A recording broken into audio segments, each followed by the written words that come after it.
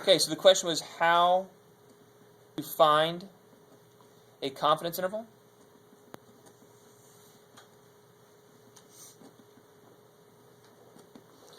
And the formula for that is going to be the x bar, and you're going to add and subtract your z sub alpha over 2 times the fraction of sigma divided by the square root of n. Now the textbook has it written differently. What I've written for you is the more complex, or the compact one. The bottom line is your answer will be mu is between the two calculations that you get. The smaller value comes from you subtracting, and the larger value comes from you adding. So the left side would be x bar minus z sub alpha over 2 times sigma over the square root of n. And the larger value would be x bar plus z sub alpha over 2 times sigma over the square root of n. Knowing the formula first tells you what to look for when you read the word problem. Okay? So let's pick a word problem on page 301. Okay? On page 301 it says, the president of a large university wishes to estimate the average age of the students presently enrolled. From past studies, the standard deviation is known to be 2 years. In a moment. Okay? Now, when you write this down, it's going to be sigma equals 2. A sample of 50 students is selected. That tells you the n value. The mean is found to be 23.2. So the mean is x bar because it's coming from a sample, and that's 23.2. It says find the 95% confidence interval of the population mean. So your confidence level is going to be 95%.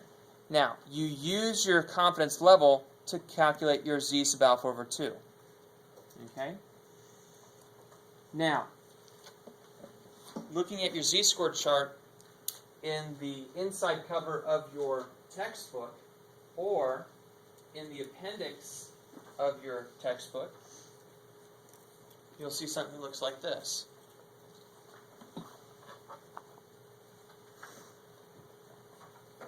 Now, how do you find your z sub alpha over 2?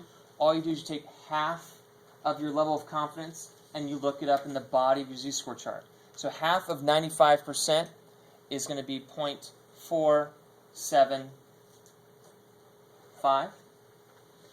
And so on my copy, it happens to be already in a box here. And so the z-score associated with this value is 1.96. So for our popular level of confidence of 95%, that gives you a z sub alpha over 2 of 1.96. After a few homework problems, you're going to have this memorized. You see 95%, you're going to know it's 1.96. Okay? So, I think we have all the values that we need. We just now need to plug it into the formula, and it's going to show your work. So, it's going to be x bar, which is 23.2. You're going to subtract from that your z sub alpha over 2, which is 1.96.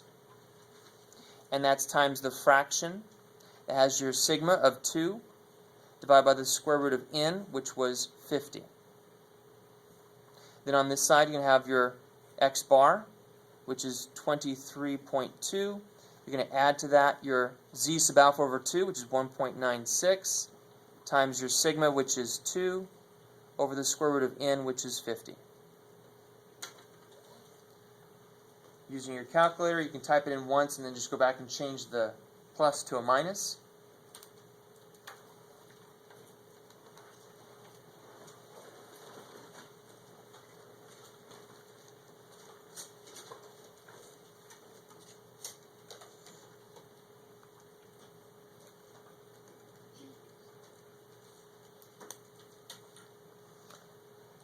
Okay, so if I type this in to my calculator correctly,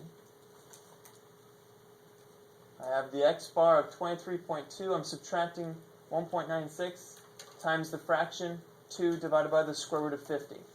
And that came out to 22.6456. Now, the question is, what will we round these values to?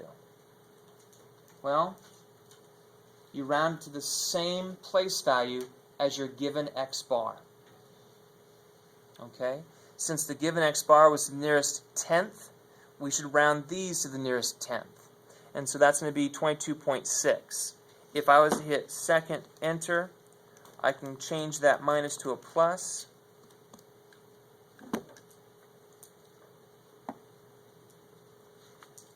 And you can see that 22.6 is on the left and 23.8 is on the right.